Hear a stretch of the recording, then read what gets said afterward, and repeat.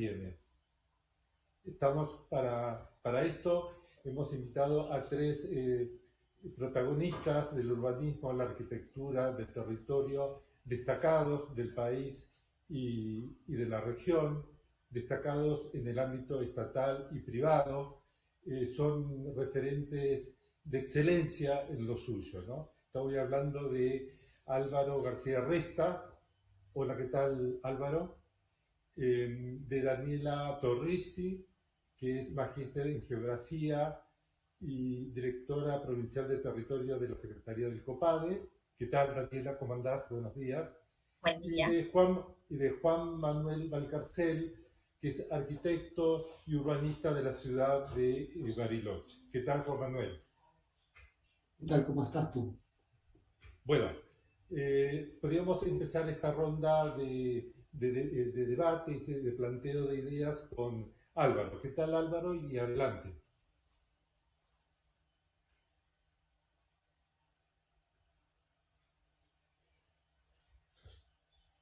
Eh, ¿Está escuchando bien, Álvaro?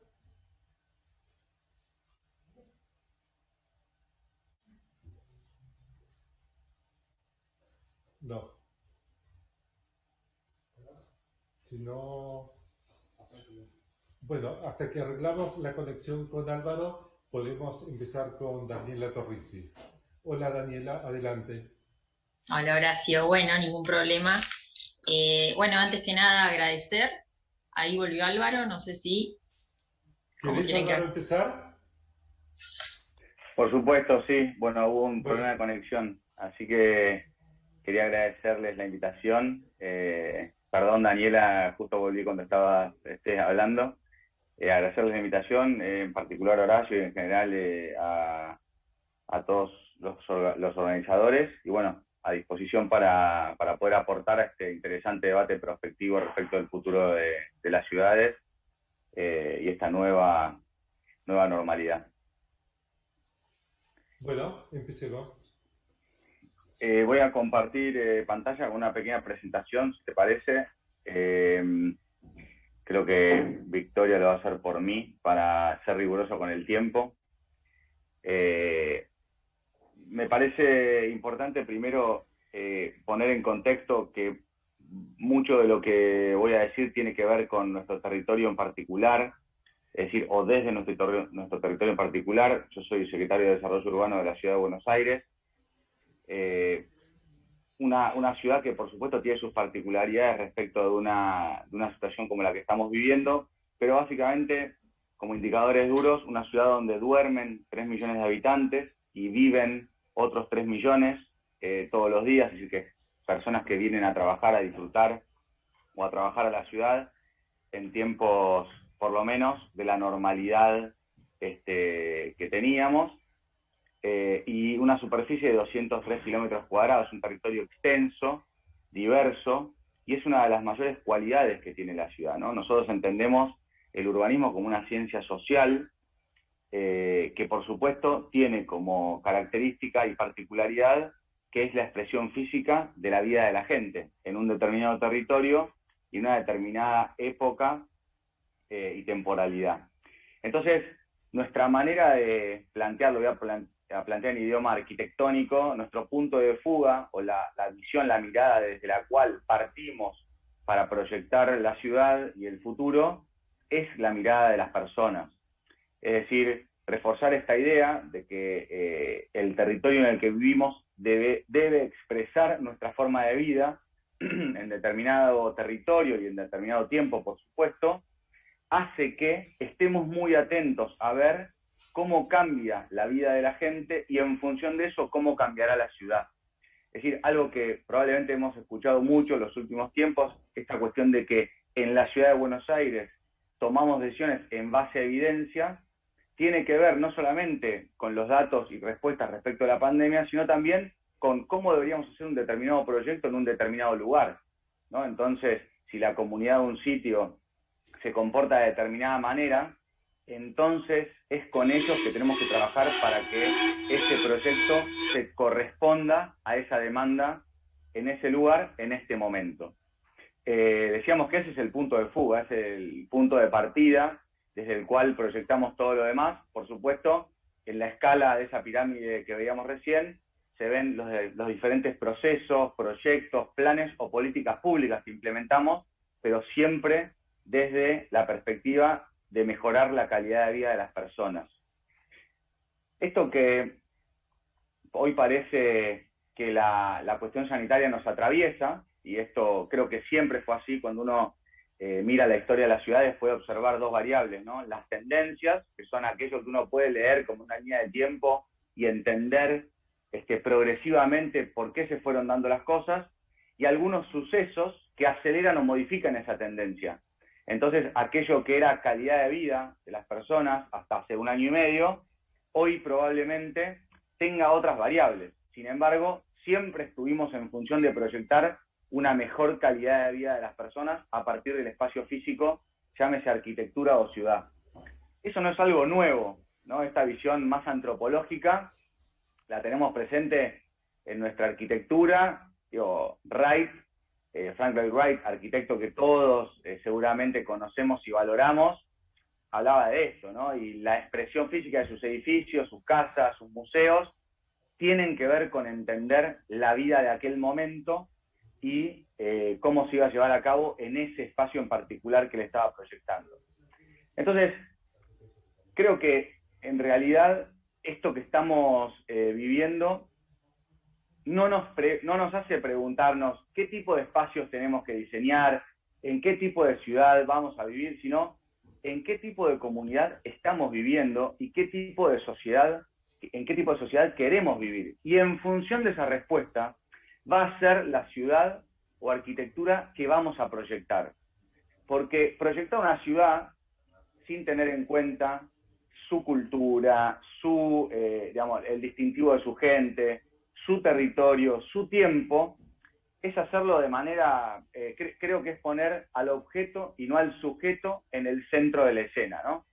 Entonces, ¿el objeto está bien o está mal?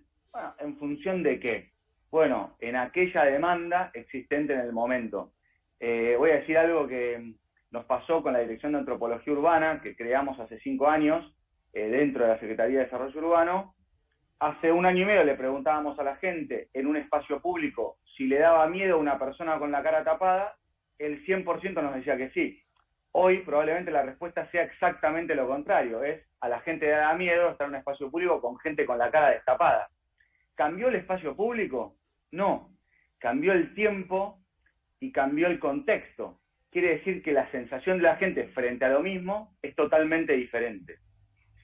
Entonces, hace poquito, no más de 2 años, salió un interesante ejercicio en la revista La Nación que planteaba esto de la humanidad dentro de 50 años. Yo tomo este ejercicio, ¿por qué? Porque si vemos algunas de las respuestas que hubo de muchos expertos, varios hablaban de, por supuesto, ninguno de nosotros tiene el poder de la anticipación en términos de adivinos, ¿no? Digamos, no conocemos el futuro. Esa es la primera variable que creo que tenemos que tener en cuenta. Y es que siempre vamos a hacer un ensayo de acercarnos a aquel futuro en función de la tendencia. Pero, por supuesto, vamos a proyectar a partir de aquello que estamos viviendo. Lo incierto es difícil de contar como variable. Entonces, es interesante las respuestas que se dieron en este ejercicio, porque preguntaban cómo será el amor, cómo viajaremos. Probablemente, y tengo que decir en justicia del ejercicio, que la visión era 2050. Si la juzgamos hoy, a 1 año y medio del suceso, o transitando la segunda ola del suceso, probablemente digamos que ese ejercicio estuvo equivocado. Sin embargo, dentro de 20 años, cuando lo volvamos a leer, probablemente no estuviese tan lejos de aquel futuro, ¿no? Entonces, creo que no tenemos el poder de la predicción, de decir, digamos, qué va a pasar. Lo que sí podemos, creo, anticiparnos es que en base al análisis de la tendencia, en base a evidencia, a información, porque el urbanismo es una ciencia exacta, creo, tiene esta complejidad de ser social y exacta, nos propone estudiar cómo es que la vida de la gente ha ido cambiando y por ende las ciudades. Entonces, hoy estamos en medio de una particularidad, ¿no? Que este suceso está transcurriendo, porque estamos hoy frente a la segunda ola, quiere decir que estamos en el medio de un punto, en una línea de tiempo, que creo que por primera vez atraviesa ese suceso a todas las ciudades del mundo, ¿no? No es es decir, las pandemias anteriores o enfermedades que hemos tenido, la podíamos ver en algunas líneas de tiempo de algunas ciudades, y en otras no tanto, porque la interconectividad entre el mundo interconectado aún no era total. Hoy es la primera vez que cuando veamos en todas las ciudades la línea de tiempo va a aparecer un mismo punto, que es la pandemia surgida por el COVID en el 2020. Yo creo que ese es un hecho histórico, y ese hecho histórico lo estamos transcurriendo, con lo cual creo que sería anticipado, si podés volver, Vicky, al anterior, sacar conclusiones, pero seguro tenemos que estar estudiando mucho el fenómeno y de manera responsable. Me gusta este libro de Nassim Taleb, él es profesor de Ciencias de la Incertidumbre en el MIT, que se llama El Cisne Negro, y es el impacto de lo altamente improbable, donde él hace todo un libro y escribe una teórica respecto de aquello de lo improbable, digamos, de qué es altamente probable y qué no. Y acá entonces quiero sí reforzar el punto anterior. Probablemente no vimos venir este suceso de manera tal vez predictiva, ¿no? Que en una semana no vamos a tener que cerrar todos. No, probablemente nadie tenga ese poder. Pero sí podemos entender que la tendencia, a partir de la revolución tecnológica que desplazó a la revolución industrial, habla de un mundo interconectado en términos físicos e interconectado en términos tecnológicos, donde la información impacta en la vida de la gente. Todos presenciamos al inicio de la pandemia cómo tal vez nuestra responsabilidad estaba más influida o influenciada por lo que veíamos que pasaba en otro lugar del mundo que por los números que estrictamente teníamos aquí, en nuestro territorio. Y sin embargo, hoy muchas veces tenemos situaciones donde estamos más relajados por lo que vemos en otros lugares del mundo, sin embargo, no estaríamos tal vez codificando eso con los números que tenemos hoy. Quiere decir que la tendencia podía traer ciertas acciones respecto de un suceso. ¿Cuál era? Estamos en un mundo interconectado, donde un hecho determinado en un lugar remoto del mundo, en una ciudad en China, en muy poco tiempo llega a cualquier rincón del planeta Tierra. Eso es producto de la tendencia. Ahora, ¿cuándo iba a pasar? Bueno, probablemente eso, los que estaban mirando esos sucesos epidemiológicos, sanitarios, etcétera, tal vez te pueden decir, no, esto podía pasar. Nosotros, que estábamos ocupados probablemente de otro aspecto de esas cosas, no lo vimos venir. Entonces me parece que esto es importante, y es entender que hay teoría, hay estudio, hay manera de anticiparse. Por supuesto, creo que el llamado de atención es, el urbanismo es una ciencia exacta y social. No es algo que uno puede decir, que ¿cómo no entendimos que los centros urbanos, por ejemplo, esta es una foto del microcentro de la ciudad de Buenos Aires, se iban a quedar abandonados? Bueno, ese es un punto que hoy aparece bastante emergente en muchos casos. La realidad es que todos veníamos hablando de que cuando la mixtura de usos en un determinado territorio no es equilibrada, el riesgo que corres es que si se pone en crisis el uso predominante, el área va a estar en crisis. Bueno, por supuesto, la pandemia atravesó la forma de trabajar. Hoy tenemos el teletrabajo. Yo estoy en mi casa en este momento al cuidado de mis hijos. Estoy haciendo teletrabajo, por ende no estoy en mi oficina. Quiere decir que los centros urbanos, que en todas las ciudades del mundo, o centros financieros, eran un potencial problema, era un tema importante, pero no era urgente, la pandemia los volvió urgentes y visibles. Pero ya eran un problema, es decir, había un desbalance en la mixtura y equilibrio de usos de un determinado territorio. Esto es en la ciudad de Buenos Aires, pero pasaba en muchos centros urbanos en Latinoamérica y en todo el mundo. Probablemente esta pandemia precipite la solución, ¿sí? Probablemente, como una oportunidad. Entonces creo que estamos frente a una nueva visión para el urbanismo, una nueva manera de encarar y de abordar las cuestiones urbanas, donde quedó, creo, explícito que no estamos hablando, como veníamos, de cantidades, sino de calidad, ¿no? Es decir, para mí la densidad no es un problema. Administrarla es la cuestión. No es una cuestión la cantidad de gente que vive en una ciudad. Todos sabemos que más gente en una ciudad hace al territorio sostenible, en términos que muchas personas pueden sostener infraestructuras más sofisticadas de cara a la tecnología, de cara a la agenda ambiental, a la agenda de género. Ahora bien, la pregunta es cómo administramos esa densidad. Entonces creo que administrar esa densidad es entender las motivaciones y el sistema de intereses detrás de las personas, sus necesidades reales. Si muchas personas van al único parque de calidad que hay en la ciudad, no importa cuántos seamos, van todos a ese. Quiere decir que por más que no seamos una ciudad densa, el denso es el parque. Si nosotros logramos tener espacios de calidad descentralizados en toda la ciudad, y probablemente es una cuestión cualitativa la discusión y no solo cuantitativa, que fue una discusión, la cuantitativa, que precipitó la revolución industrial y que creo que la revolución tecnológica nos interpeló en términos cualitativos. Es solo el coeficiente de la Organización Mundial de la Salud va a decir si estamos bien o mal respecto a los espacios verdes. No, probablemente que si van todos al mismo, tengamos una cuestión cualitativa de fondo. Y hay cuántos municipios dentro de nuestro país, dentro de las diferentes provincias, que tienen un montón de espacio verde, y están todos rodeados de espacio verde, pero van todos al mismo lugar. Entonces creo que el urbanismo debe abordar la cuestión cualitativa de manera urgente, y para eso necesitamos entender las motivaciones de las personas. Quiero decir algo que, y por ahí para ir ya aterrizando, creo que hay una cuestión de herramientas, ¿no? Es decir, las ciudades, y hablo de todos los centros urbanos del mundo, en particular de nuestro país, y también desde la ciudad de Buenos Aires, son una poderosa herramienta. Y pongo la foto de esta poderosa herramienta que todos tenemos en la mano, porque para manejar esa poderosa herramienta tenemos una herramienta muy simple, que es este palito que nos permite poner el chip para adquirir el máximo de la herramienta, que es la conectividad, para que esa herramienta pueda alcanzar su máxima expresión o su escala. La ciudad es una poderosa herramienta, ¿no? Ahora, si no diseñamos herramientas simples que nos permitan gestionar la ciudad de manera correcta, la ciudad también es una herramienta muy, muy peligrosa, ¿no?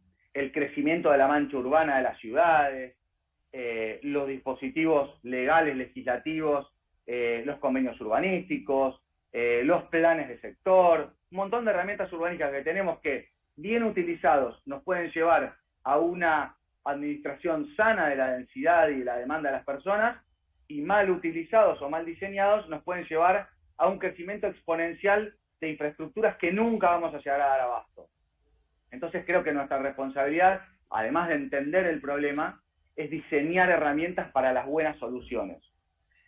En particular en la Ciudad de Buenos Aires venimos creando una herramienta muy poderosa para nosotros, que es la antropología urbana, que es la visión del urbanismo desde las personas, básicamente, que es incluir a las personas a través del abordaje científico de prácticas interdisciplinarias, es decir, trabajar con ellos las soluciones urbanas, por supuesto cada uno entendiendo el rol que tiene y sin delegar las funciones del Estado o del gobierno, pero tampoco delegar ellos en nosotros la función que mejor tienen, que es la de especialistas de su territorio y de conocedores validados de las problemáticas del lugar donde viven, donde trabajan y donde transitan todos los días. Logramos construir mecanismos de co-creación y tuvimos algunos casos bastante paradigmáticos. Vine a compartir uno de manera muy escueta, que nos demostró que podemos, trabajando juntos y con dinámicas y metodologías previsibles, aspirar a algo mucho más grande que la aceptación por parte del otro de un proyecto que hizo el gobierno, sino de co-crear un proyecto todos en un mismo lugar. Este es el proyecto que nosotros conocemos como Elefante Blanco, en la Ciudad Oculta, en la zona sur de la Ciudad de Buenos Aires. El Elefante Blanco le llamamos a un edificio que estuvo durante años, te diría casi 50 años, un poquito más de 50 años, abandonado, ahí en el bordecito de la Ciudad Oculta, en Villa 15, un edificio que, digamos, de alguna manera más le aportaba parte de su nombre a la ciudad oculta, porque estaba oculta atrás del edificio. Imagínense, si no está impreso en el ADN de los y las vecinas del lugar, el hecho de vivir resignados frente a una mole de cemento que más allá de las externalidades negativas que puede traer en términos sociales, por ejemplo, le tapaba el sol a gran parte del territorio, ¿no? Y todos asumimos, y todas asumimos que eso va a estar allí siempre. Un día entendimos que para derribar el elefante blanco había que primero derribar un montón de mitos. Y el primero era que eso no se podía demoler. Todos creímos, hay una película de hecho protagonizada por Ricardo Darín que se llama Elefante Blanco, la pueden ver. En todo momento se asume el problema como un dato de la realidad que no se puede transformar. Entonces, ¿qué visión del futuro tenemos si primero asumimos que no se puede transformar el futuro? La verdad, digamos, de mi lado es bastante desalentador. Por supuesto, partimos de la base que todo futuro existe y es próspero si la realidad tenemos la capacidad de transformarla.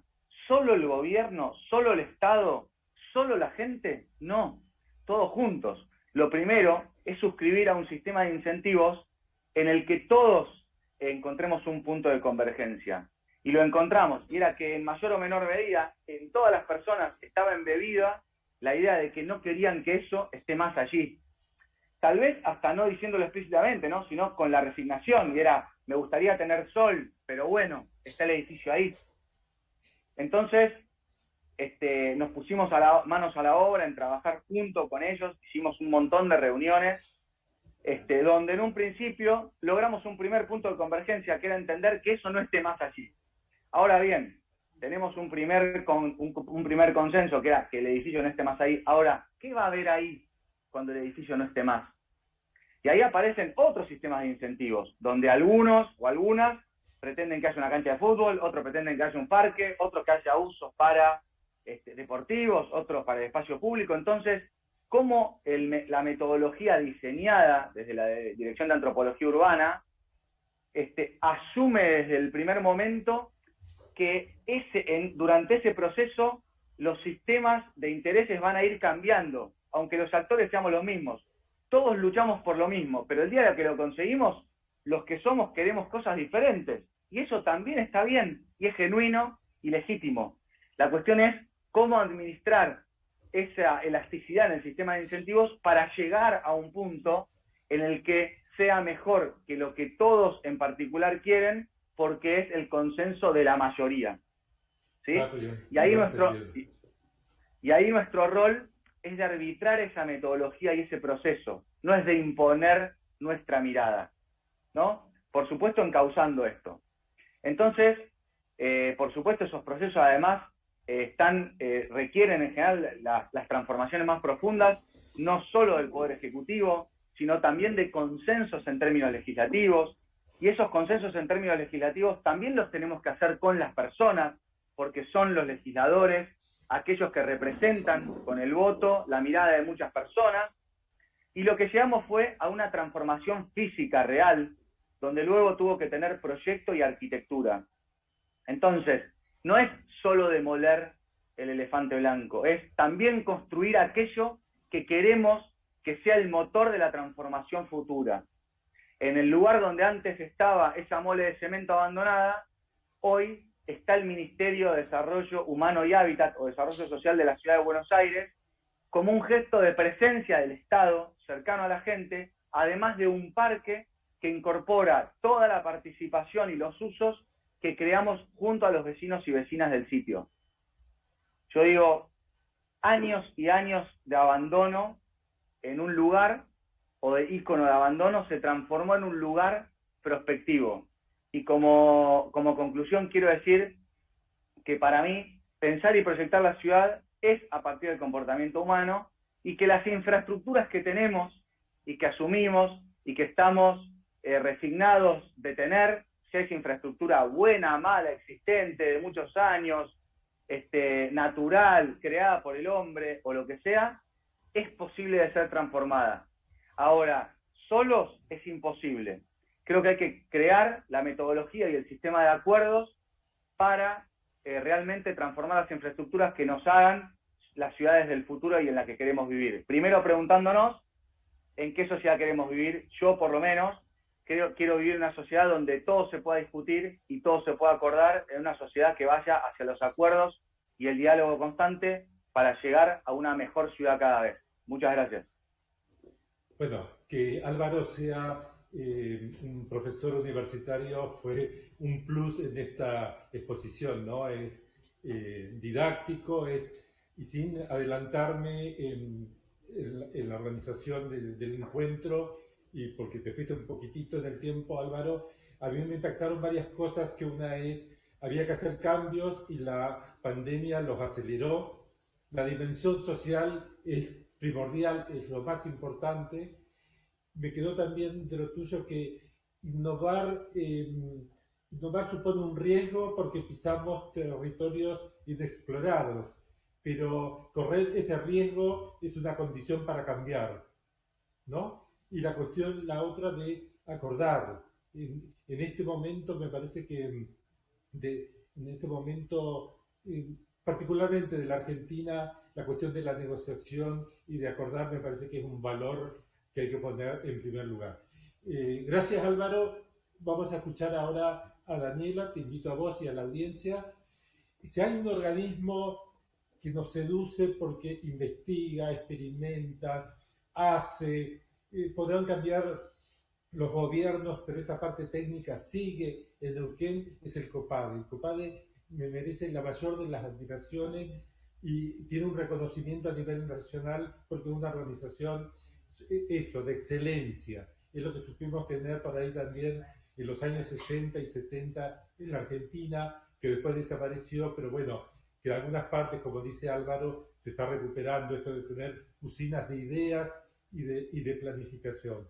Bueno, del COPADE tenemos a Daniela Torrisi, a quien escuchamos ahora.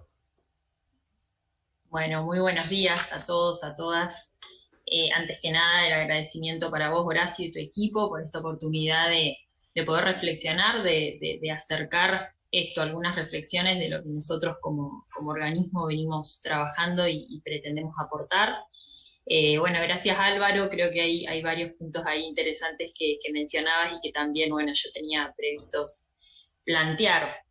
Lo que primero diría es que fue un desafío enorme armar esta charla para hoy, que tal vez hace un año y medio o dos hubiese tenido otro enfoque, pero que bueno, que hoy la pandemia nos pone de manifiesto un montón de cuestiones a tener en cuenta y nos hace poner sobre la mesa muchos conceptos que deben sí o sí empezar a atravesar lo que es la agenda urbana. Vivimos en la zona más urbanizada, en la región más urbanizada del planeta, Latinoamérica, pero no por ello la más planificada, y lo vemos en consonancia con que somos, bueno, la región también más desigual de este planeta. Y en ese sentido, cuando hoy conversaba con compañeros acá y pensaba un poco qué traer para esta charla, podría comenzar hablando de cuestiones de innovación tecnológica, cuando uno piensa ciudad del futuro, y ayer también charlando con otros colegas me decían, bueno, ¿de qué va a tratar? Vamos a hablar de cuestiones de innovación tecnológica, digamos que por ahí vemos en ciudades europeas o asiáticas. Sí, digamos, cada uno de los expositores y expositoras podía darle el enfoque que quisiera.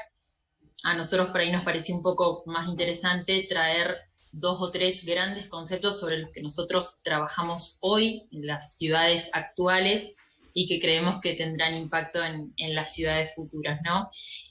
Algo central que tenemos en la agenda de gobierno y en la agenda de la Secretaría del COPADE es el contexto y el concepto de sostenibilidad, que a veces cuesta muchísimo que deje de ser algo abstracto y algo teórico y algo a lo que obviamente todo el mundo aspira. ¿Quién va a estar en contra de la sostenibilidad? Bueno, un poco el reto aquí desde la Secretaría, que trabajamos con los 57 gobiernos locales, es hacer que esa sostenibilidad aterrice en territorio, se torne algo concreto, tangible para vecinos y vecinas y para la comunidad.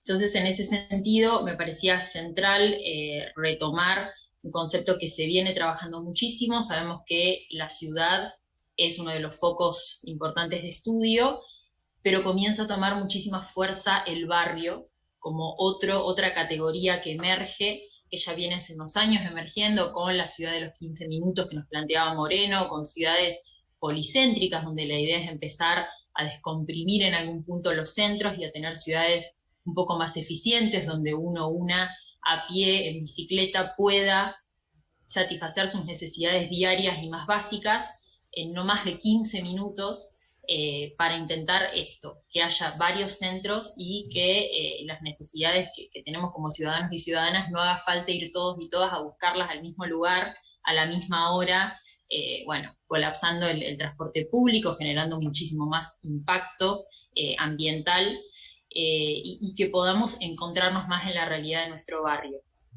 ¿Qué quiero reflexionar con esto, digamos? Cuando pienso en el barrio como categoría, no lo pensamos desde el organismo con los barrios que hoy conocemos, porque, digamos, por ahí pensar en los barrios tal cual hoy están, con el desequilibrio territorial que en muchas ciudades tenemos, es seguir fomentando guetos, digamos, que haya barrios que, bueno, tienen cierta calidad de vida y otros que tienen otra.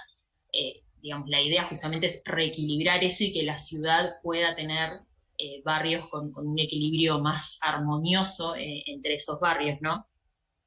Otro tema central que nos parece, y si pienso en el barrio y pienso en lo local y pienso en lo cotidiano, es el tema del tejido social y poner el foco en quiénes vivimos en estas ciudades, que es algo que Álvaro también destacó, y es algo que como organismo nos interesa muchísimo y que perseguimos a diario en cada una de las acciones, de los planes y programas, hasta los más amplios y estructurales y a largo plazo, y los más concretos, que tal vez empiezan y terminan en un mes.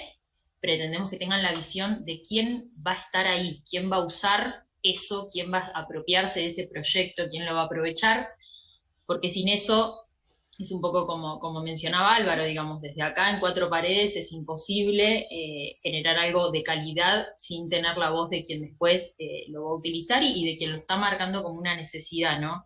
Eso también nos parece fundamental, que ese tejido social que ahora estamos en vías de reconstruir el tejido social, socioeconómico después de lo que la pandemia nos dejó, bueno, tenga ahí una voz primordial en lo que es la reconstrucción de un montón de situaciones que se vieron, bueno, truncadas y afectadas por la pandemia, ¿no? Cuando pensamos en sostenibilidad, me remito a Beck, que nos hablaba de la sociedad del riesgo, que él, un poco esto que planteaba Álvaro también, ¿no? Uno no sabía cuándo ni cómo podía llegar a ocurrir esto que nos ocurrió, esta pandemia, este parate, por así decirlo, a nivel mundial. Pero bueno, sí hay mucha gente que viene estudiando esto, que viene planteando que somos una sociedad del riesgo, que vivimos en riesgo, que los avances tecnológicos que fuimos generando en la industria, en la innovación, en la ciencia, en algún punto, si no son bien gestionados, si el Estado no interviene con la labor que tiene que tener ahí, nos siguen generando escenarios de riesgo que después se nos dificulta gestionar. Entonces, en algún punto, por eso pretendemos volver constantemente al gran concepto de sostenibilidad ampliamente entendido, ¿no? Desde lo ambiental, desde la reducción de estos riesgos que generamos a diario, a veces sin darnos cuenta, porque no tenemos esta cultura preventiva y este enfoque de reducción de riesgo en cada una de las políticas.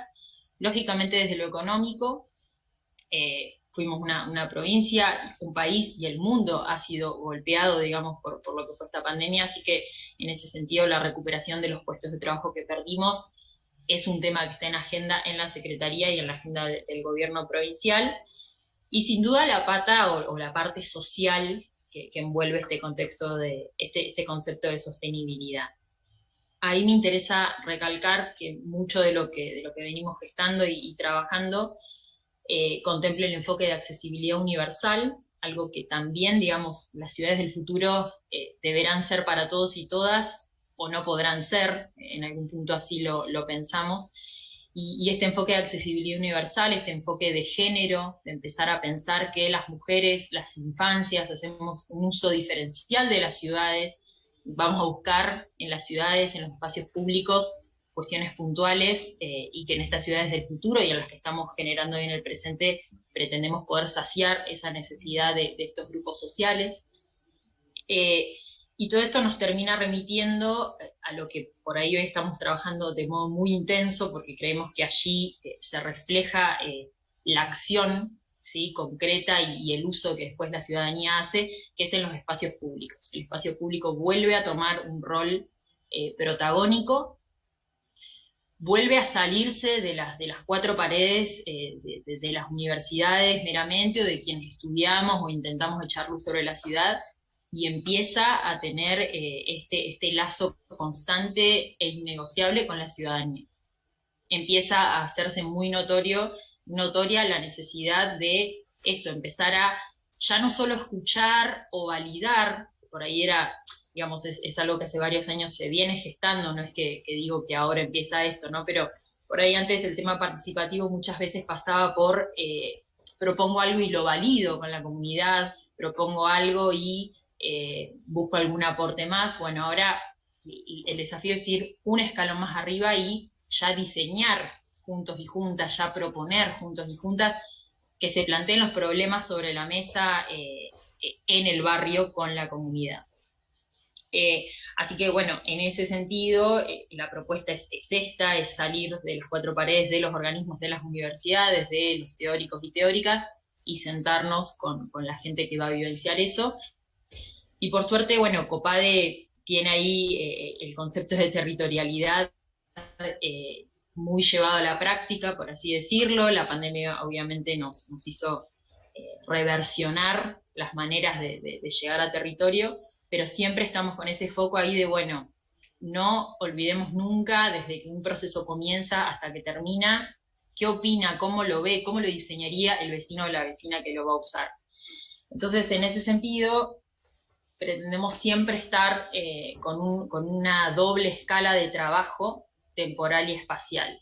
Trabajamos muy fuertemente lo que es la planificación estructural, los planes de ordenamiento, los proyectos de grandes obras, de dotación de servicios básicos que van solicitando los distintos gobiernos locales, y a la vez vamos trabajando en el urbanismo táctico, o esto que algunos teóricos llaman de acupuntura urbana, o pequeñas intervenciones que van surgiendo, bueno, producto de la demanda de cada vecino y vecina, y donde allí, digamos, cada uno de esos proyectos sea más o menos complejo, demore más o menos en el tiempo, tenga una mayor o menor escala, pretendemos que contemple este tipo de enfoques, la accesibilidad universal, lo participativo desde la co-construcción desde el primer momento, el enfoque de género que aparece muy fuerte, y repito y reitero, nosotras no usamos la ciudad como la usan ustedes tal vez.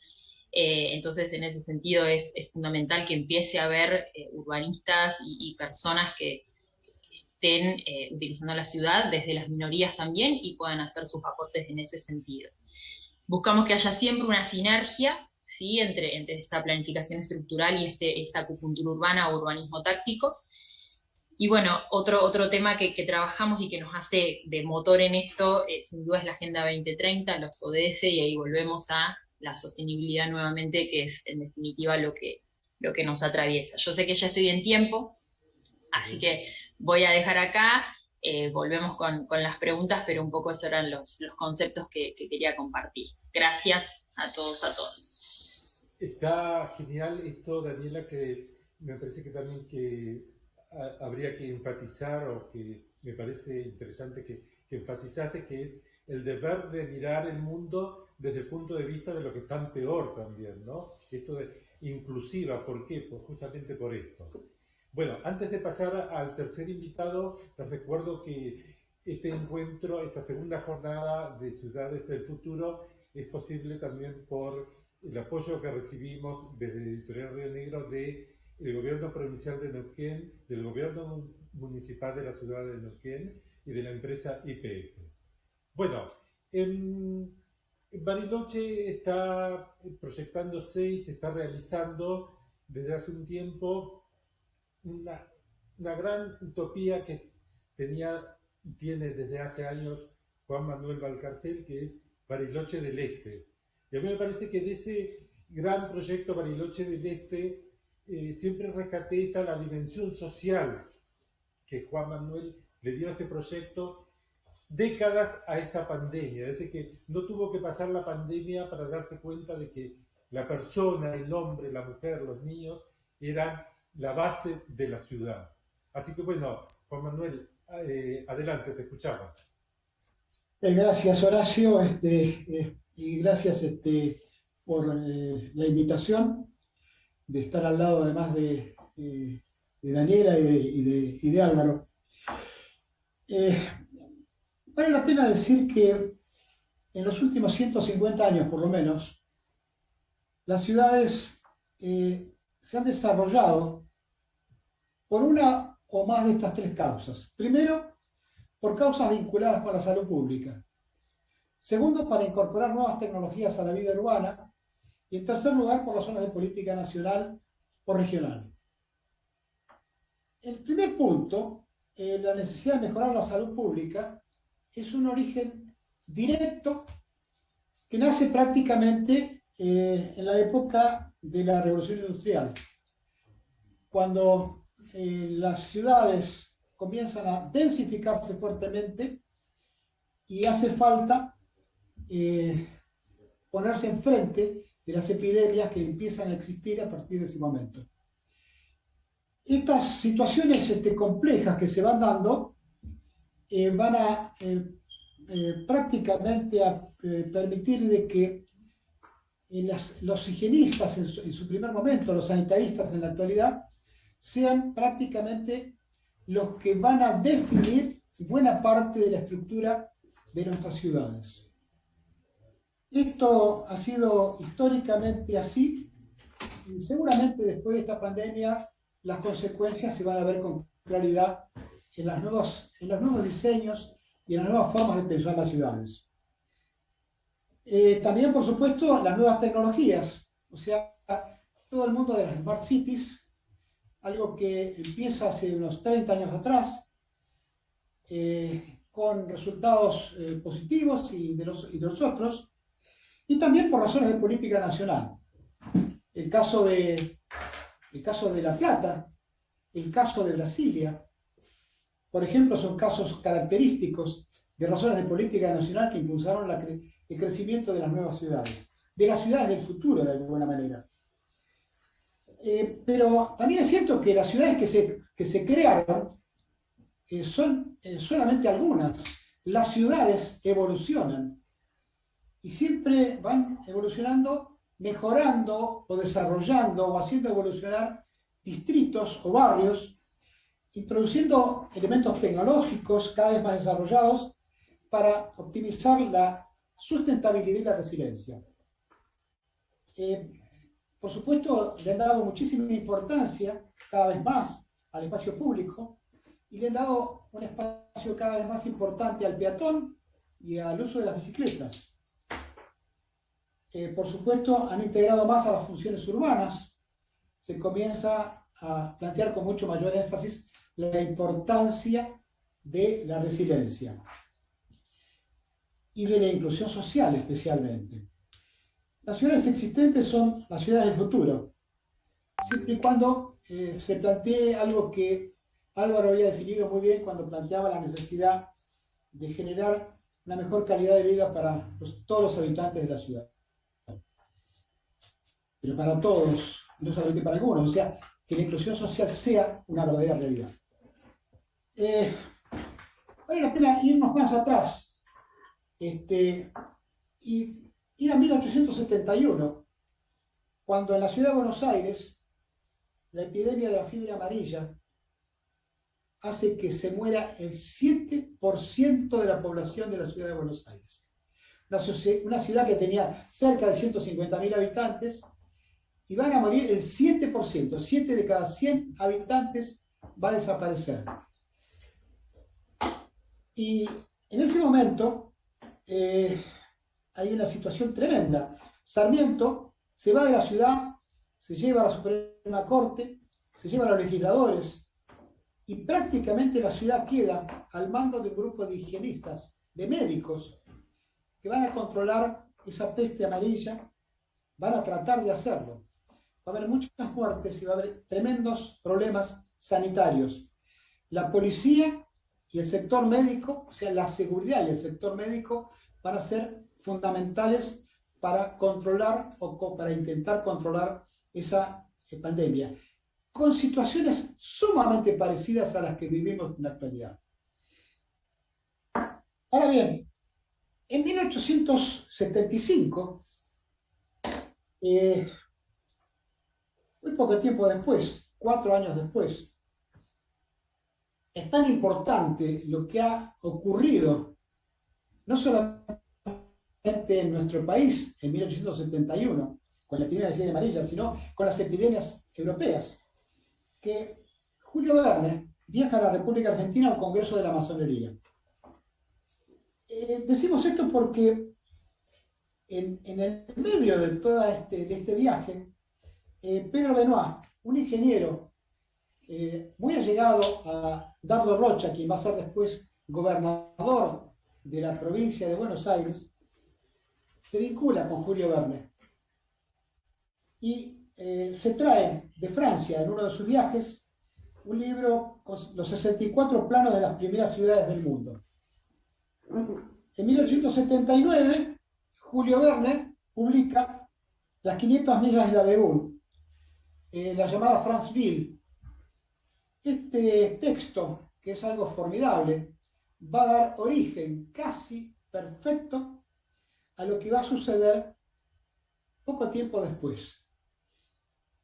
Un año después, en junio, en una batalla donde mueren 3.000 personas, termina una guerra interna aquí en Argentina, que había durado 70 años. Esto va a ser realmente generar serios problemas de políticos que van a lograr de que en 1882, el 19 de noviembre, el gobernador de Buenos Aires, Dardo Rocha, funda la ciudad de La Plata, cuyo trazado es liderado por el mismo Pedro Benoit, rodeado de higienistas que generan esta ciudad que se puede considerar, sin ningún lugar a duda, una de las ciudades del futuro más importantes que ha tenido la humanidad en los últimos 150 años. Tal es así, que esta ciudad, llena de diagonales, llena de calles espaciosas, donde el aire pleno circula por las calles siguiendo las ideas de los higienistas de la época, llega a mostrarse en 1889, en la Exposición Mundial de París, donde aparece la Torre Eiffel. Al pie de la Torre Eiffel está el pabellón argentino, y en el pabellón argentino se recibe uno de los premios más importantes de la Exposición Mundial de París, el premio que le da a la ciudad de La Plata el título de la primer ciudad del futuro del siglo XIX. Esa medalla de oro va a ser realmente lo que muestre al mundo de que una ciudad que había sido concebida en muy poco tiempo había logrado en también pocas décadas superar los 80.000 habitantes y luego llegar hasta nuestros días con una población que está en el orden de los 850.000 habitantes. Una ciudad que ha soportado totalmente los embates del tiempo y que fue fundada 4 años antes de que Carl Benz patentase el primer automóvil. Sin embargo, lo aceptó. Y hablando del automóvil, vamos a 1920. En 1920 pasa una cosa muy curiosa. En Estados Unidos, Henry Ford decide crear en Brasil la ciudad de Forlandia. Esto es poco conocido, pero negocia con el gobierno brasileño la compra de una gran cantidad de kilómetros cuadrados, más de 10.000. Esos 10.000 kilómetros cuadrados representan hoy en día, por ejemplo, para compararlo con el AMBA, que tiene 13.285 kilómetros, Forlandia tenía 10.100 kilómetros cuadrados, el área de Forlandia. Y Henry Ford iba a fundar allí una ciudad para producir la materia prima que le hacía falta para las cubiertas de sus automóviles, el látex de los gomeros, y funda esta ciudad en pleno Mato Grosso, en pleno Amazonas. Invierte unas sumas gigantescas de dinero. La ciudad crece bajo, por supuesto, las ideas de aquella época, ideas que tenían, por supuesto, que planteaban las ideas de los higienistas.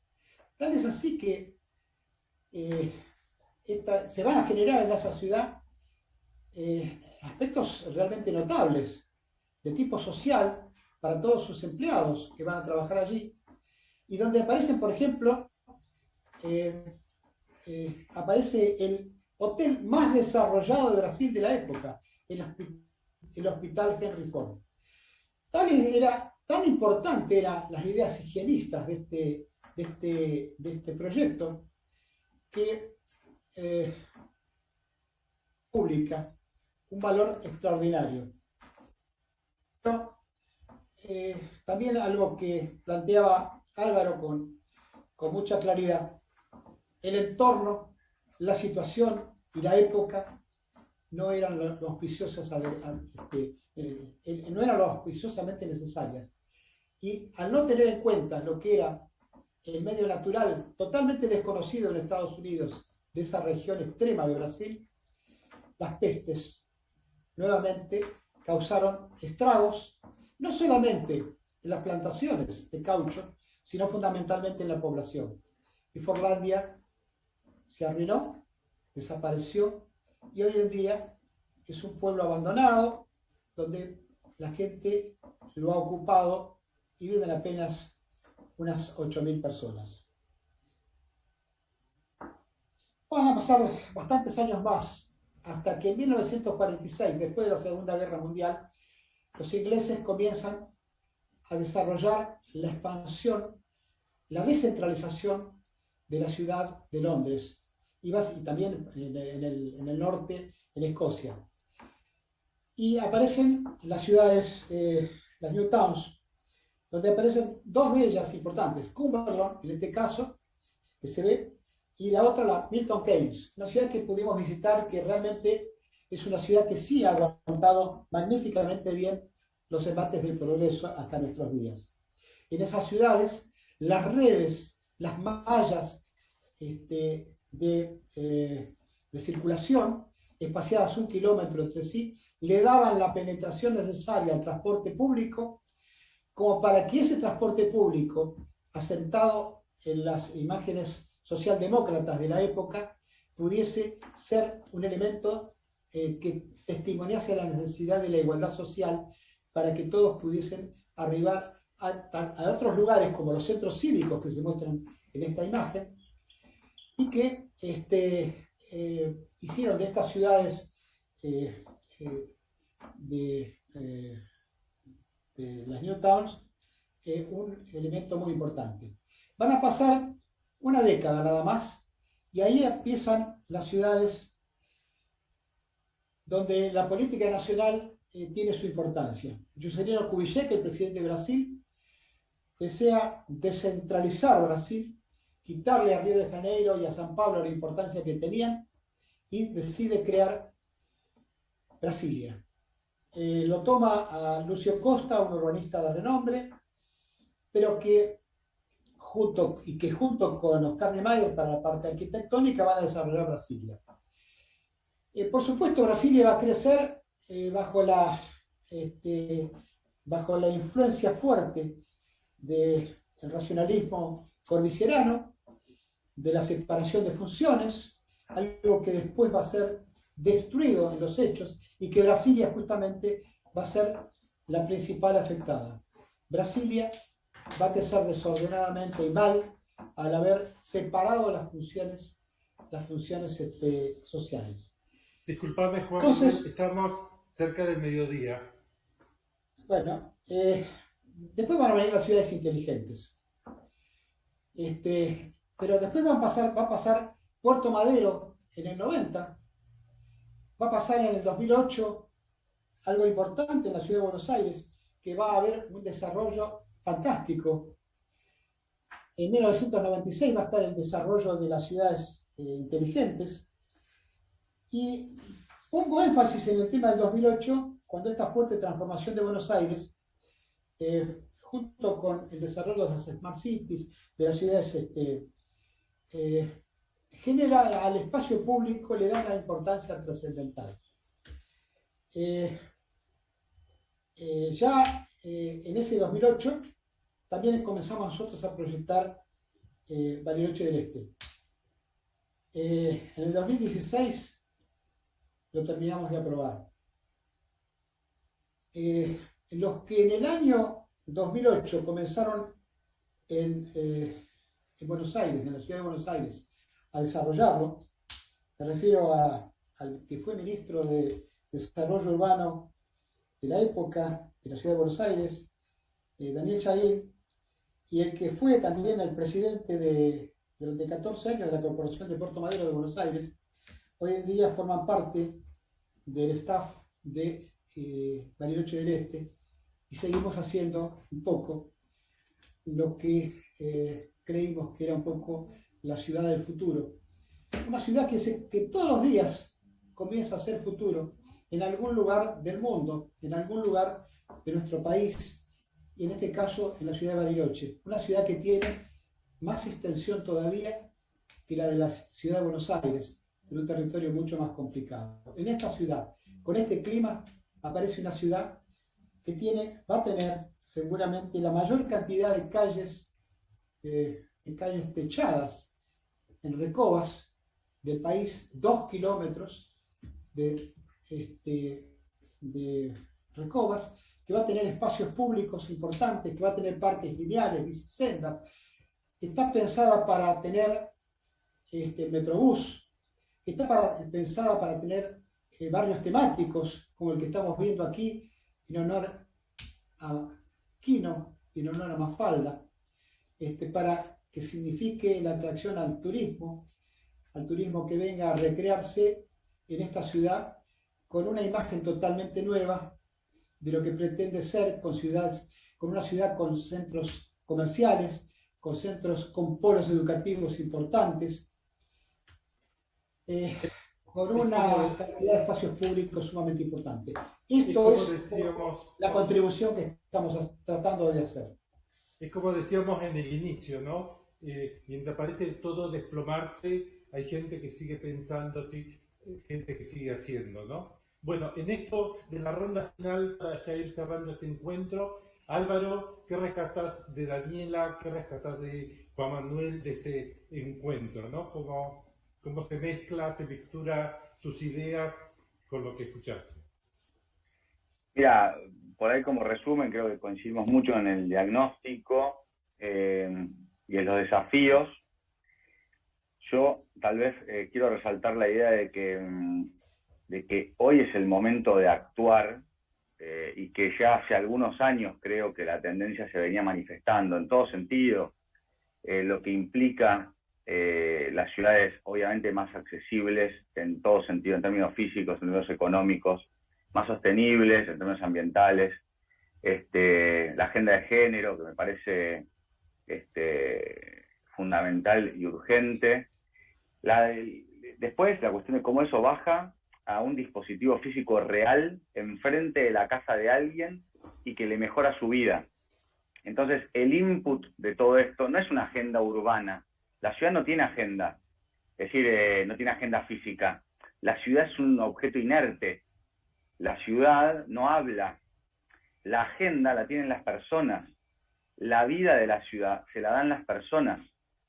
Es decir, el plano de Brasilia es bueno si la gente disfruta de Brasilia, y el plano de Brasilia es malo si la gente padece Brasilia. En sí mismo el plano no es ni bueno ni malo, ¿no? Entonces yo quiero de alguna manera rescatar esta idea de que hay que correr al objeto de la discusión, hay que poner al sujeto en el centro de la discusión y lograr esos acuerdos, esos consensos. Si la mayoría de la gente dice y siente y vive y elige para vivir esa ciudad, porque esa ciudad es la ciudad que la gente elige para el futuro, entonces esa es la ciudad del futuro. Si a partir de acá la gente se va a vivir de otra manera a otro territorio, entonces era la otra. Quiero decir, nuestra capacidad tiene que ser de leer de manera anticipada la demanda y la necesidad de la gente. Porque las agendas urbanas, entre comillas, que todos conocemos, diferentes instituciones y todo, va cambiando en función de cómo cambia la agenda de la gente. La que posiciona a la gente, la agenda, es la gente, y aquellas instituciones la toman, no es al revés. Entonces, yo creo que nosotros, aquellos que estamos en diferentes lugares, sector público, privado, de toma de decisión, y nuestro mayor capital y nuestra mayor responsabilidad es estar cerca de aquellos y de aquellas que necesitan diferentes cosas. Creo que un parque es necesario para cualquier persona, no importa su condición social, económica, su edad, ¿no? Tercera edad o infancia, un adulto de 40 años, todos tienen derecho a eso. Quiere decir que me parece que tenemos, sí, seguro, la enorme necesidad y urgencia profesional de abrir nuestra agenda y de abrir la cuestión de las ciudades. La cuestión de las ciudades no es de los urbanistas, yo soy uno, yo ni de las urbanistas, ni de los arquitectos, ni de las arquitectas, es de los antropólogos, es de los sociólogos, psicólogas, geógrafos, geomatemáticos, que pueden generar relaciones entre lo que pasa, la causa y el efecto. Es decir, realmente creo que es una agenda abierta, que entre todos tenemos que sentarnos a suscribir acuerdos grandes para poder hacer proyectos que le transformen la vida a la gente. De ahí, creo que si puedo trazar una conclusión y que aprovechar para agradecer a Horacio y a mis compañeros y compañeras de panel, la generosidad de sus palabras y, por supuesto, a disposición de acá en adelante para trabajar en conjunto con todos y todas aquellas que lo necesiten. Acá estamos para poder aportar parte de nuestra experiencia, que, como decía antes, hace 5 años creamos la Dirección de Antropología Urbana porque veíamos que era necesaria una metodología que baje esa agenda a la realidad de todos los días, ¿no? Al final, cuando uno se remite al ejemplo, y por eso yo traía el del elefante blanco, por estar en un lugar de la ciudad postergado, con un ícono de abandono que parecía imposible de transformar, al final, la persona que vive enfrente se le mejoró la vida. Y ese ejemplo es tangible. Uno puede ir ahí hoy, tomarse un café, un mate, al sol, y está ahí. La gente pasea al perro, va, y el espacio físico está diseñado en función de esas necesidades. Y entonces pudimos hacer todo lo otro, no al revés.